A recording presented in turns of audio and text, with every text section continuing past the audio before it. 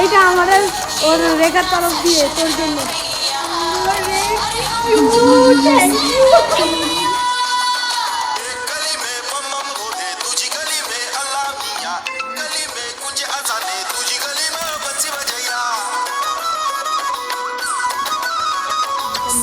হ্যাঁ ঠাকুমার জিনিস আরো একটু প্রেম ভালোবাসা নিয়ে অনেক জ্ঞান দেয় মাইয়াটা। ওইটা হ্যাঁ অনেকটা ভালো একটা জায়গায় জব পেয়ে গেছে।